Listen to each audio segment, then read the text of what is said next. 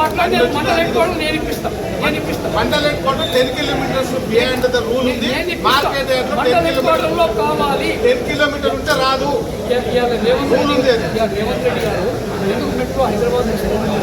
నేను 10 kilometre GO ప్రకారం కాదు.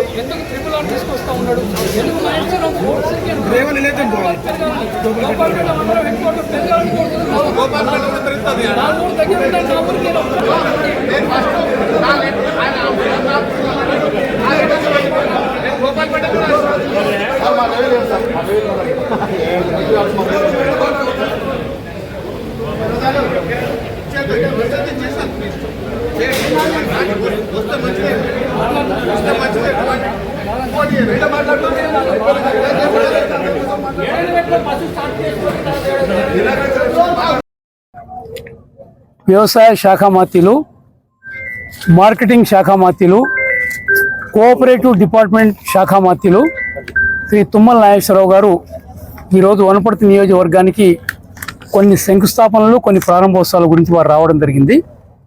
గోపాల్పేట మండల హెడ్ క్వార్టర్లో ఒక మార్కెట్ యార్డ్ శాంక్షన్ అయింది అనేటువంటి మాట చెప్పడం జరిగింది.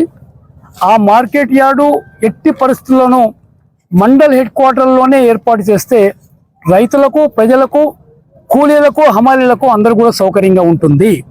కానీ ఎవరో ఒక్క వ్యక్తి ఇష్టం గురించి అని దాన్ని ఒక గ్రామానికి, ఒక కొండల్లో, కోనల్లో, రప్పల్లో ఏర్పాటు చేస్తే ఎవరికి ఆమోదయోగ్యం కాదనేటువంటి మాట కూడా నేను మనవి చేస్తున్నాను.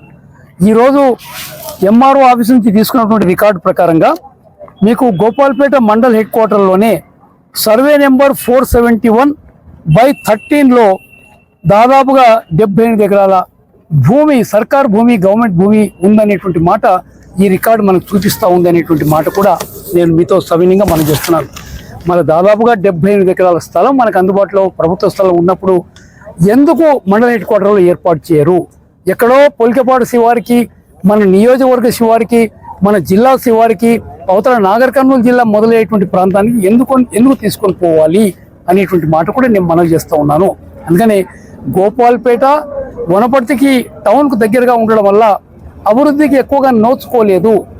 గోపాల్పేట మండల హెడ్ క్వార్టర్ అభివృద్ధికి మనందరం కూడా పాటుపడాల్సినటువంటి తరుణం ఇది. నేను గతంలో నా నియోజకవర్గంలో గోపాల్పేట లేకపోయినా కూడా ఇక్కడ ఉండేటువంటి హై స్కూల్ భవనం నేను కట్టించా, జూనియర్ కాలేజ్ భవనం నేను కట్టించా, కేజీబీయూ భవనం నేను కట్టించాను. ఆ ప్రకారంగా ఎన్నో విద్యాలయాలు, ఎన్నో హాస్టల్స్ ఇక్కడ కట్టిపేయడం జరిగిందనేటువంటి మాట కూడా నేను సవినిగా మనం చేస్తున్నాను. అదే మాదిరిగా రామానంద తీర్థ ఇన్స్టిట్యూట్కి నేను చైర్మన్గా ఉండేటప్పుడు ఒక 6 ట్రేడ్లతో మన చదువుకున్న పిల్లలకు ట్రైనింగ్ ఇచ్చే ఉద్యోగాలు ఇప్పించేటువంటి సెంటర్ కూడా ఇక్కడ పెట్టడం జరిగింది. అలాంటి సెంటర్ ఈరోజు కేవలం ఒక కుట్టు సెంటర్గా మాత్రమే ఈరోజు జరుగుతూ ఉంది. నేను మళ్ళీ ప్లానింగ్ బోర్డు వైస్ చైర్మన్ అయిన తర్వాత రామానంద తీర్థ వాళ్ళతో మాట్లాడి ఇక్కడ ఉండేటువంటి ఎంపీడీఓ ఆఫీస్, పాత ఆఫీస్ని మనం రిపేర్స్ అన్ని కూడా చేయించి రేపో మాపో అది ప్రారంభోత్సవానికి సిద్ధంగా ఉంది. మళ్ళా ఒక 6 ట్రేడ్లు తీసుకొని వచ్చి మన పిల్లలకు ఉద్యోగాలు ఇప్పించాలనేటువంటి ప్రయత్నం జరుగుతూ ఉంది. ఇలా ఈ గోపాల్పేట మధ్యలో పోయేటువంటి రోడ్డు ఆర్ఎండ్బి రోడ్డు, ఆ ఆర్ఎండ్బి రోడ్డును డబుల్ రోడ్డుగా చేసి మధ్యలో డివైడర్ పెట్టి, మధ్యలో సెంట్రల్ లైటింగ్ పెట్టి, గ్రీనరీ పెట్టి ఈ గోపాల్పేట పట్టణానికి ఒక మంచి అందం తీసుకురావాలనే ఉద్దేశంతో మేము ఎస్టిమేట్స్ కూడా సబ్మిట్ చేయడం జరిగింది. అతి తొందరలో అది కూడా మంజూరైతే ఆ పనులు కూడా మొదలుపెట్టే ప్రయత్నం మేము చేస్తున్నాం అనేటువంటి మాట కూడా నేను మనం చేస్తున్నాను.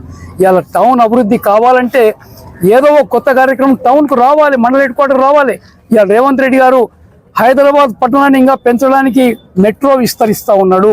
అదే మాదిరిగా ఈరోజు మీకు మహేశ్వరం అనేటువంటి పక్కన ఉండేటువంటి సబర్బన్లో 4th సిటీ పేరుతో పెద్ద ఎత్తున వారు అభివృద్ధి తీసుకొని రావడం జరుగుతూ ఉందనేటువంటి మాట కూడా నేను సవినీగా మనవి చేస్తూ ఉన్నాను. అందుకని ఉన్న పట్టణాన్ని అభివృద్ధి చేసుకుంటూ పోతే దాన్ని తొందరగా డెవలప్ చేయడానికి అవకాశం ఉంటుంది. కానీ ఎక్కడో కొండల్లో పోతే ఏం వస్తుంది మనకని ఒక వ్యక్తి స్వార్థం గురించి అనేటువంటి మాట కూడా మీతో మనవి చేస్తున్నాను. ఇవాళ ఇదే మాదిరిగా గన్పూర్ హెడ్ క్వార్టర్లో పెట్టాల్సినటువంటి మార్కెట్ యార్డ్ని వాళ్ళు ఎక్కడో మనకు షాపూర్ అనేటువంటి ప్రాంతంలో పెడతామనేటువంటి ప్రయత్నం చేస్తే గన్పూర్ ఊరులో పార్టీలకు అతీతంగా అందరు తిరగబడ్డారు, చెప్పులు తీసుకొని వెనకబడ్డారు.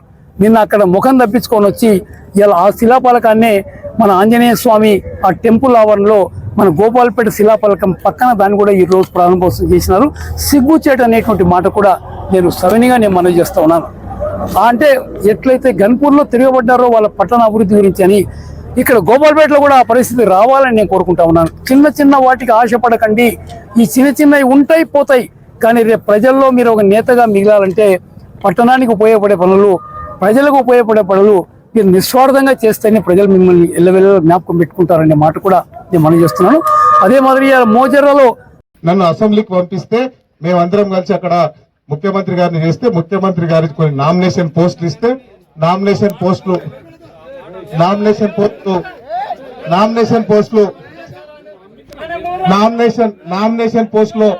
కొంతమంది ఇస్తే కొంతమంది వాళ్ళదొకటి, కొంతమంది ప్రాప్ల పడి వాళ్ళు ఏమనుకుంటున్నారంటే వనపర్తి ఉంటే గింటే మా జాగిరి ఉండాలి, ఇంకోని జాగిరి ఉండాలి. వనపర్తి ప్రజలు ఏం చేశారంటే అందరి ఎవ్వరి జాగీరు కాదు, ఇది మా జాగీరు, ప్రజల జాగీరు, మేము ఎవ్వరు కోట్లు వేస్తే వాళ్ళే గెలుస్తారని మీరు అందరూ ఆశీర్వదించిన పెద్ద జీతగాని నేను. దాని ప్రకారం నేను పని చేసుకుంటూ పోతున్నా. ఇది ఎందుకు కడుపు మండుతుందంటే ఈరోజు కొంతమందికి ఇప్పుడు ఓడిపోయిన నిరంజన్ రెడ్డి గారు పత్రికా మిత్రులు ఈ వాయిస్ మీరు పంపించాలి, ఉన్నోళ్ళు ఆయనకు పంపిస్తారని నాకు తెలుసు. కొంతమంది ఆయనకు పంపించాలి. ఆయన నిరంజన్ రెడ్డి గారు చిన్నారెడ్డితోనే ఏం పని ఉంటుంది రోజు మాట్లాడడానికి. జంగమేపల్లి బలిపల్లిలో ఒక ఇంట్లోకి పోయి ఆడ 10 నిమిషాలు మాట్లాడాల్సిన పని ఏముంటది? ఆయన తిట్లు మర్చిపోయారా? ఆయన చేసిన గల్లలు పట్టించింది మర్చిపోయినరా? కట్టెలతో కొట్టిపించింది మర్చిపోయారా? ఇవన్నీ మర్చిపోతే ఎట్లా? ఇంత నీకోసం పనిచేసిన సీనియర్ కాంగ్రెస్ కార్యకర్తలను తీసుకురా, నాతో కొట్లాడు, సీఎం గారి దగ్గరకు పోదాం, వాళ్ళకు పోస్టులు ఇప్పిద్దాం, వాళ్ళకి పనులు ఇప్పిద్దాం, వాళ్ళకి బతుకు తెరిపిద్దాం. కానీ మీరు ఎవరి కోసం పనిచేస్తున్నారు? బీఆర్ఎస్ వాళ్ళ కోసం పనిచేస్తున్నారు. ఇది ఒకటి ఈ మీడియా మిత్రులకు ప్రత్యేకంగా పెద్ద టీవీలకు చిన్న టీవీలకు అందరికి నేను చెప్తున్నా, నిరంజన్ రెడ్డి గారికి తెలంగాణ రాష్ట్ర వ్యవసాయ శాఖ మంత్రికి ఫోన్ ఎందుకు చేయాలి? దీనికి రేపు పొద్దున ఆన్సర్ చెప్పాలా, లేకపోతే వనపర్తిలో కనిపించదు నిరంజన్ రెడ్డి. ఎవరికి? తుమ్మల నాగేశ్వరరావు గారికి ఫోన్ చేసి ఒక మార్కెట్ తేవాలంటే, ఒక వ్యవసాయ మార్కెట్ కొత్తది తేవాలంటే కనీసం 3-4 నెలలు పడుతుంది. నేను కూడా వ్యవసాయ శాఖ మంత్రిగా ఉన్నా. 3 రోజులలో నువ్వు పెట్టించినవే అని అడుగుతా అంటాను. అది మా మేఘారెడ్డి గొప్పతనం. ఆయన అడిగితే నేను గోపాల్పేటకి ఇచ్చిన, ఆయన అడిగితే 3 రోజులలో ల్యాండ్ ఇచ్చిండు కలెక్టర్. 3 రోజులలో ల్యాండ్ ట్రాన్స్ఫర్ అయింది, ఇది ట్రాన్స్ఫర్ అయింది, షాపు ట్రాన్స్ఫర్ అయింది. కాబట్టి 3 రోజులు నేను మేఘారెడ్డికి మాట ఇచ్చిన, కాబట్టి వనపర్తి ప్రజలకు మాట ఇచ్చిన 3 రోజుల జీవో ఇచ్చిన తుమ్మల నాగేశ్వరరావు గారికి మనం అభినందనలు చెప్పాలి. అట్లా జీవో ఇస్తే కూడా కడుపుల మంట వండుతుంది, కడుపుల కత్తులు పెట్టుకొని తిరుగుతున్నారు.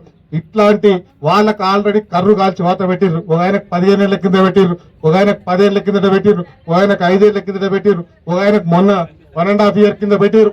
అయినా బుద్ధి రాలే, వాళ్ళు మారలే. నేను వాళ్ళందరికీ చెప్తున్నా ఇప్పటి వరకు వనపర్తి నియోజకవర్గంలో ఇప్పటి వరకు దాదాపు 850 కోట్లు మేము డెవలప్మెంట్ చేసినాం 14 నెలల. ఈ రోజు వచ్చిన 2 మార్కెట్ లేదా అల్లాటప్ప రాలే. మార్కెట్ రావాలంటే మినిమం తెలంగాణ 119 నియోజకవర్గాల్లో 14 నెలల్లో కాంగ్రెస్ పార్టీ వచ్చినాక మొట్టమొదట వనపర్తికి తీసుకొచ్చినాం. ఇదంతా మన కష్టం. మీరందరూ ఆశీర్వదించి పంపిస్తే నేను కాళ్ళు లేలు మొక్కి మంత్రులతో సీఎం గారితో పని చేపించుకుంటుంటే వీళ్ళకి కడుపు మండుతుంది. వీళ్ళకు కడుపుల కత్తులు పెట్టుకొని తిరుగుతున్నారు. మీరు ఇట్లా ప్రశాంతంగా ఉంటే మీరు చచ్చిపోయేవారు గౌరవిస్తారు, నేను చచ్చిపోయేవారు నన్ను గౌరవిస్తారు. కానీ ఇట్లా కడుపుల కత్తెలతో పెట్టుకొని రోడ్ల మీదకి వచ్చి ఇట్లా చేస్తే ప్రజలు ఏం శిక్ష చేయాలో శిక్ష చేస్తారు. ఇప్పటి నుంచి అయినా మీరు ఒళ్ళు దగ్గర పెట్టుకొని జాగ్రత్తగా ఉండమని చెప్పుకుంటూ వాళ్ళందరికీ కొంతమంది ఎవరి కోసం ఎవరు పని చేస్తున్నారు వాళ్ళు ముగ్గురు గుండె మీద చేసుకొని వనపర్తిలో వెంకటేశ్వర స్వామి టెంపుల్కి వస్తారా, లేదా గట్కాడపల్లి టెంపుల్కి వస్తారా? ముగ్గురికి ఏం పని ఉంటుంది మాట్లాడుకోనికి? మన కాంగ్రెస్ పార్టీ ఆయనకు ఆ పార్టీలకు మాట్లాడే అవసరం ఏముంటది? దానికి ఆన్సర్ చెప్పమని కోరుకుంటూ ఇంకోసారి వాళ్ళ గురించి మాట్లాడడం. నేను నిన్న పెబ్బేలో చెప్పిన, మళ్ళా చెప్తున్నా, ఫిబ్రవరి ఫస్ట్ వీక్ లో సీఎం గారు వస్తున్నారు వనపర్తికి. మార్చి ఫస్ట్ వీక్ లో. ఆయన పుట్టి పెరిగింది కొండారెడ్డిపల్లి